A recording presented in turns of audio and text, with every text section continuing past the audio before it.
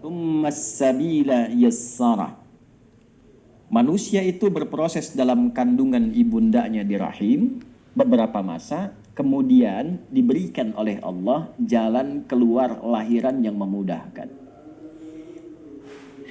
Ini ayat berbicara tentang prioritas kelahiran normal salah satunya. Makna jauhnya. Jadi maksudnya begini, perempuan itu salah satu diberikan fitrah oleh Allah. Ada rahim untuk mengandung, diberikan yang kokoh di dalamnya. Prosesnya disebutkan nanti di Quran surah ke-22. Di antara isyaratnya di ayat ke-5 Al-Hajj. Quran surah 22 ayat 5. Ya. Sudah? Ya ayyuhan nasu in kuntum fi raibin minal ba'thi fa inna khalaqnakum min nutfah, dan seterusnya ayat. Ada? Kemudian nanti ada lagi Quran surah 23 ayat 12 sampai 16. Proses dalam kandungan. Bahkan yang mohon maaf, yang berharap ingin dianugerahi keturunan pun ada juga petunjuknya. Dan ada fikihnya. Jadi kalau misalnya menikah, belum ada keturunan, itu dijelaskan hikmahnya oleh Allah. Dipelajari dulu. Pelajari sampai terasa kenikmatan hikmah itu. Setelah itu kemudian ada panduannya untuk memohon. Kalau sudah mencapai titik itu, kemudian kita bermohon, tunaikan sholat, ada ayatnya, ada bacaannya, maka Allah berikan anugerah yang bahkan menurut orang pun ada mengatakan mustahil, tapi tidak mustahil menurut Allah kalau kita ditakdirkan untuk mendapatkan maslahat dari itu. Misalnya Quran surah ketiga Ali Imran di ayat 38 sampai 39. Itu dibacakan dalam kesempatan sholat di mihrab, misalnya saat malam tahajud itu, ya. Kemudian nanti doanya bisa di surat Maryam surah 19 ayat 1 bisa sampai ayat 10-nya. Lalu nanti amalan tambahannya dalam bentuk sedekah itu ada di Quran surah ke-21 Al-Anbiya. Ya. Di ayat 89 sampai 90-nya, sampai waslahna lahu zaujah, sampai diperbaiki rahimnya, ditetapkan oleh Allah menjadi baik dan bisa mengandung. Ya kan? Nah, yang mau saya katakan begini, di proses kandungan itu, di sini singkat dibahasnya. Engkau itu siapa sih sampai begitu angkuh? Padahal asalnya cuma dari, mohon maaf, sperma yang terpancar bergabung dengan ovum, sesuatu yang rendah, yang kecil, terus jadi sombong. Ya? Tapi di situ Allah berikan rahmat. Allah berikan rahmat. Dari engkau yang terhina kecil, aku rawat. Qaddarah, aku berikan masa yang terawat di dalam rahim. Sampai diminta berpikir lagi. Coba saat engkau dikandung oleh ibundamu di rahimmu, siapa yang memberikan makanannya? Siapa yang mengatur jalan kotorannya keluar? Siapa yang memberikan oksigen masuk ke dalam dirimu? Yang memberikan nafas pada dirimu? Dari mulai kecil dirawat, diberikan yang terbaik, dirawat oleh orang, disampaikan oleh orang, ya, dikandung oleh ibu, dilahirkan, disambut oleh orang-orang yang bahagia ketika lahiran. Detil dalam kandungannya, Quran surah 22 ayat 5. Tahapan-tahapannya Quran surah 23 ayat 12 sampai 16. Kan? Setelah itu tsummas sabila yassara, dari kandungan itu dimudahkan pun untuk kelahiran. Jadi, untuk bimbingan para bidan dan SPOG ini, coba diperhatikan detil ayat ini, ada petunjuk kelahiran yang mudah dengan normal. Kalau orang dipandang bisa lahiran dengan normal yang mudah, jangan dipersulit dengan metode lain. Maaf ya kalau kalimat saya ini agak dalam. Jangan ngejar target tertentu dengan mengorbankan orang lain. Taruhannya nyawa. Dosanya besar itu. Catat ini ya. Awas nih, SPOG kalau ditarget sama rumah sakit tertentu atau hal tertentu hanya untuk memenuhi kebutuhan obat, target ini terus melukai orang, itu dosanya luar biasa itu. Haram hartanya itu yang dimakan. Udah tahu ibunya bisa lahiran normal, biayanya murah, baik, darahnya bagus dan sebagainya, dipaksa untuk sesar misalnya. Ya, ini bukan masalah anti sesar atau anti normal, bukan. Yang dimaksudkan kalau ada kemudahan untuk orang, mudahkan, jangan dipersulit. Termasuk dokter lain juga begitu. Kalau bisa berikan obat yang baik, yang murah, yang berkualitas, yang bagus, jangan bebani. Masuk yang punya rumah sakit tuh. Orang nggak nginep disuruh nginep. Hah? Diatur visitnya. Padahal bisa visit jam segitu, visitnya tengah malam. Saat kuntilanak bertebaran dia datang tuh. Jangan begitu. Gak tahu suruh pulang masih kasih obat lagi. Ini saya agak keras ini. Ada kawan kami sahabat saya. Bapak Ibu, di pesantren satu kamar. Orangnya pinter. Pinter matematika, pinter hitungan, macam-macam. Orangnya baik. Sakit flu. Kasih obat, jadi sakit telinga. Sampai sini aja bisa senyum, tapi setelah itu bisa marah. Konsultasi ke THT, dikasih lagi, kuat lagi, telinga makin sakit. Nyambung ke saraf. Sarafnya error sampai membentur-benturkan kepalanya ke tembok. Sampai nggak sadar, sampai meracau. Begitu berujuk lagi, dirujuknya ke rumah sakit jiwa. Marah kita sebagai temannya dengar itu.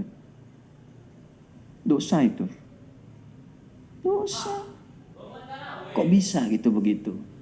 Nah, makanya yang pendidikan koas dan sebagainya tata dengan baik itu. Nanti kalau terlalu ditekan dengan cara yang tidak baik melahirkan dokter-dokter yang tertekan juga pada akhirnya. Nah, rumus tekanan di fisika itu banding lurusnya dengan gaya di hukum Pascal itu. F berbanding lurus dengan P. Semakin banyak gaya, semakin banyak tekanan. Gitu. Pola hidup, ini maaf ya saya cerita begini, karena ini bukan nafas Quran, apalagi mengaku muslim, nggak bagus. Ditanya kutilal insan, kok kamu bisa jadi begitu? Nah ini gambaran-gambarannya ya, tolong kalau bisa dipermudah jangan dipersulit. Nah ini termasuk dalam konteks ini tafsir saya sebutkan, ini bukan utak-atik ya, ini ilmu tafsir, sanadnya ada. Maka yang pertama tafsirnya tsummas sabila yassara. Bahkan aku mudahkan jalan lahirmu ketika engkau kurawat dalam kandungan ibundamu supaya engkau tumbuh menjadi pribadi yang lebih baik. Kenapa kemudian setelah tumbuh jadi hebat, dapat sesuatu jadi angkuh? Ini tafsir yang tadi. Pendalamannya tsummas sabila yassara, bahwa Allah berikan jalan yang mudah, Allah saja mudahkan. Kenapa manusianya persulit? Jelas sampai sini? Paham ya? Nah, ini mohon maaf ya, ini karena sayang, bukan karena yang lain-lain ya. Sayang tuh sayang ilmu, kalau sayang hati untuk istri dan anak-anak saya. Yang kedua, tsummas sabila yassara, juga ada tafsir yang kedua yaitu menunjukkan jalan kebaikan dan keburukan. Itu diantaranya dari Quran surah 76 Al-Insan di ayat ketiga. Quran surah ke-76 Al-Insan. Halaman berapa? 587 ya kalau nggak salah, sebelah kanan bawah. Ayat nomor 3. Hal ata 'alal insani hinum minad dahri lam yakun syai'an madhkura. Manusia-manusia yang sibuk. Al-insan itu manusia yang merasa sibuk. Ya, kesibukan yang dijalani dari bangun tidur sampai tidur lagi itu insan. Manusia 5 nama ya. Kalau disebutkan akhlaknya, kelembutannya, fitrahnya itu ins. Lawannya jin. Ya ma'syaral jinni wal ma khalaqtul jinna wal. Nah, pasangan ini disebutkan 18 kali di Quran. Jin itu menunjuk pada satu yang tersembunyi, tidak nampak. Semua yang dari jin dan nun itu tersembunyi. Kecuali jun. Ya. Nah, jin tersembunyi. Janin tersembunyi. Jannah belum tampak. Semua yang dari jin dan nun itu tidak nampak. Jelas? Jin kenapa disebut jin? Karena fitrahnya tersembunyi. Jadi kalau ada jin melakukan penampakan, itu jin sedang punya masalah. Dia keluar dari fitrah. Ya?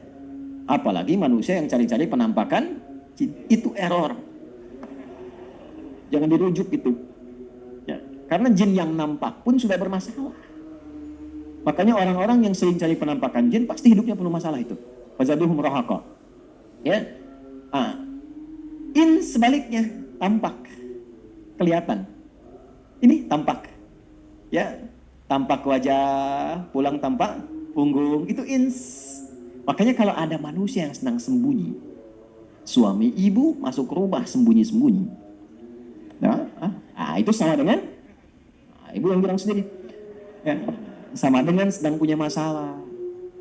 Lihat teman dijauh dari gang, tiba-tiba sembunyi cari jalan lain, itu sedang punya masalah.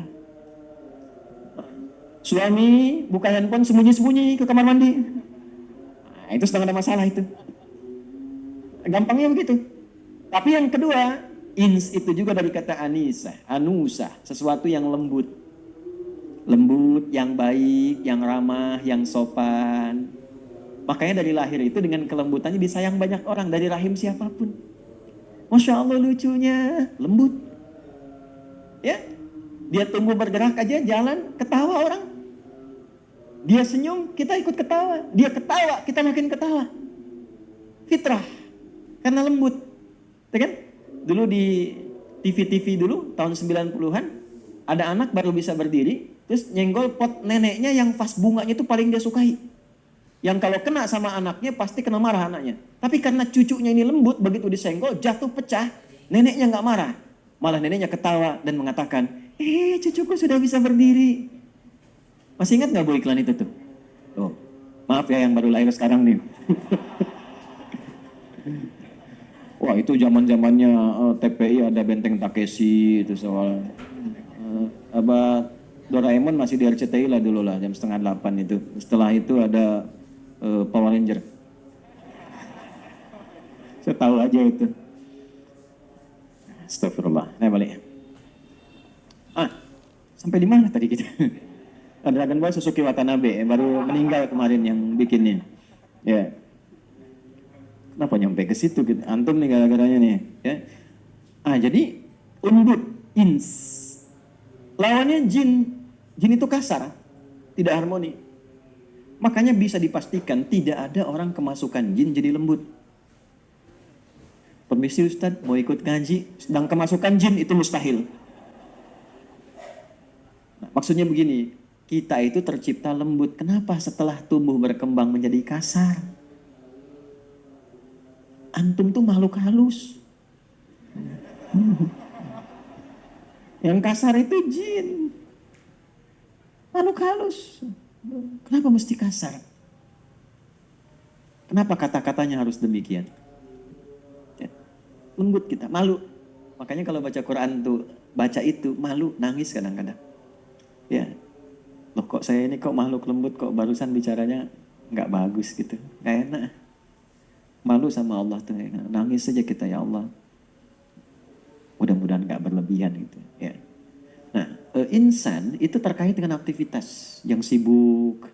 Ya, seringkali disindir, ditanya, kok sibuk tapi nggak punya manfaat.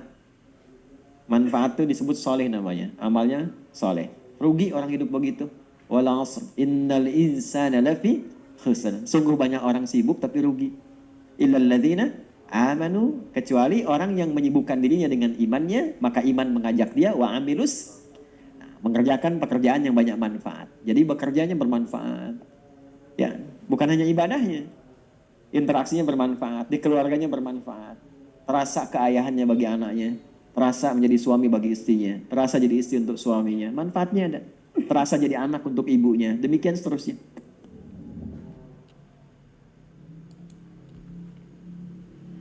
Hi, we're Web